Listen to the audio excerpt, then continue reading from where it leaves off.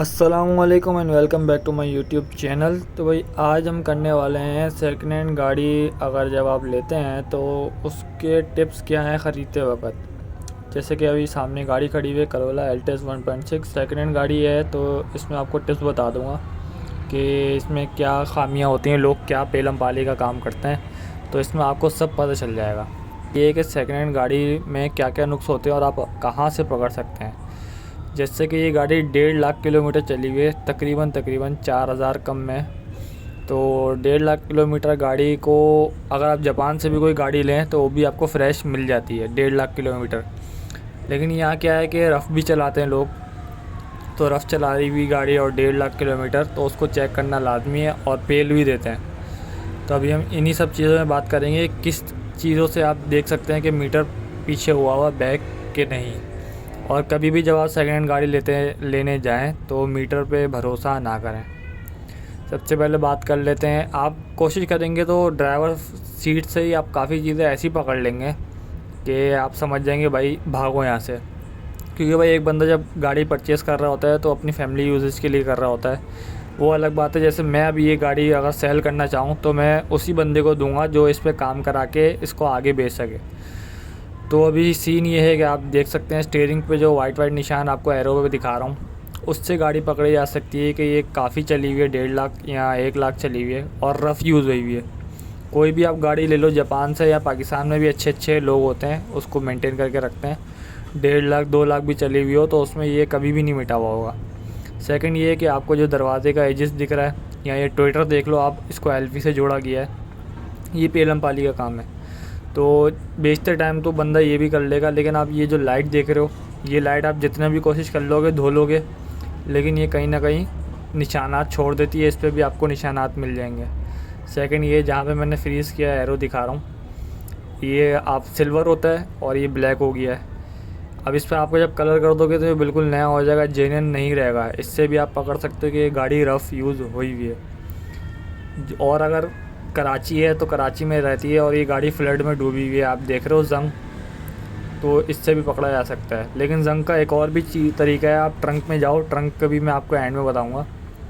चाबी से भी पकड़ा जा सकता है, चाबी की जो बनावट होती है वो घिस जाती है वक्त के साथ साथ, जैसे कि आपको मैं दिखा रहा हूँ। और जो इसका जो अंदर का छेद है आप वो देखो गायब भी हो गया, जैसे बहुत दफ़ा इसके अंदर चाबी पुट इन करी गई है, तो उससे भी अंदाज़ा हो जाता है कि ये चली हुई है, बहुत ज़्यादा ही चली हुई है और रफ़ चलाई हुई है। अभी आप जंग देख लो गाड़ी में।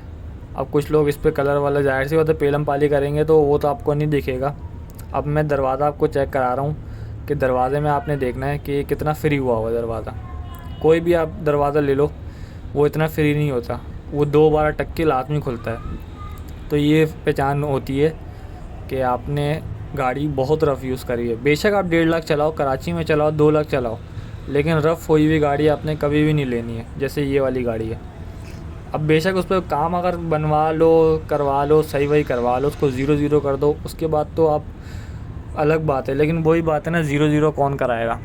अब जो इसके सीट कवर थे ओरिजिनल वो तो लेदर के अंदर ही थे, रेक्सिन के अंदर, सॉरी लेदर बोल रहा हूँ, और तो रेक्सिन के अंदर ही थी ओरिजिनल सीटें तो, और वो बिल्कुल सफ़ेद हुई पड़ी हुई थी माशाल्लाह से। काफ़ी एक ही चीज़ मुझे दिखी इसके अंदर, और दरवाज़ा वही फ्रीली बंद हो गया इसका।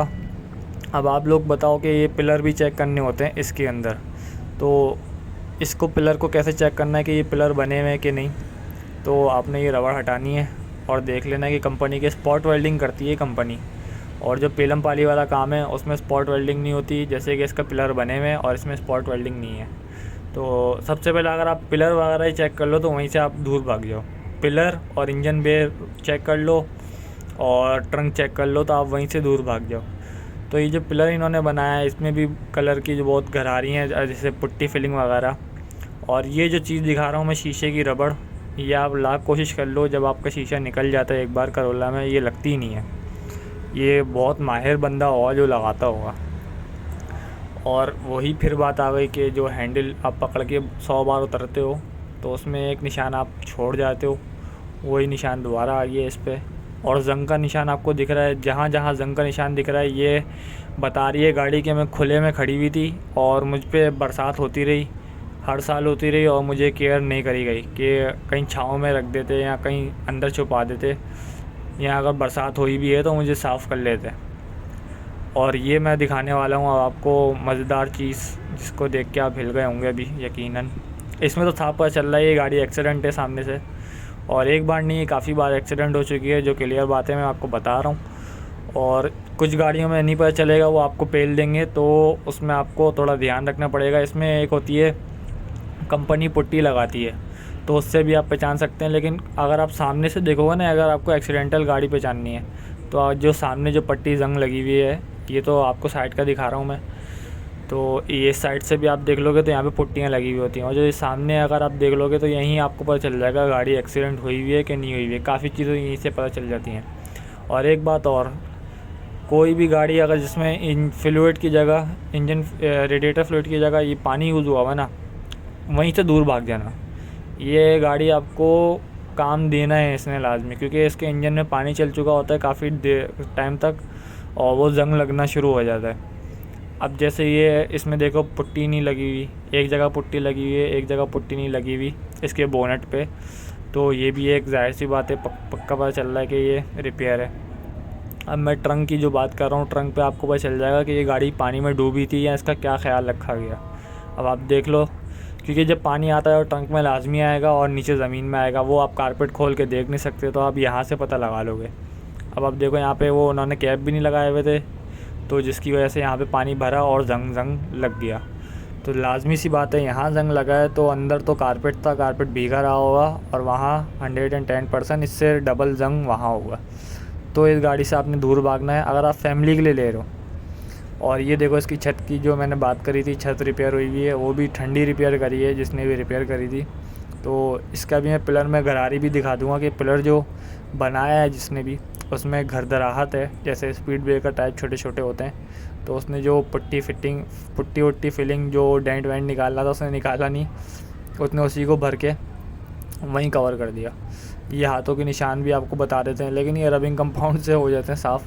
तो जो बड़ी बड़ी मेजर चीज़ थी ये डिफरेंट चेक कर लो। तो जो मेजर चीज़ थी ना, आप पिलर वगैरह चेक कर लो, ये सब चेक कर लोगे ना, वहीं से आप लोग ने दूर भाग जाना है। Pillar, bonnet, engine bay check कर लो और ट्रंक, ये 3 चीज़ें चेक कर लो और आगे भागो, ताकि आपके पास भी टाइम नहीं है ना उसके पास टाइम है, और आगे भागो।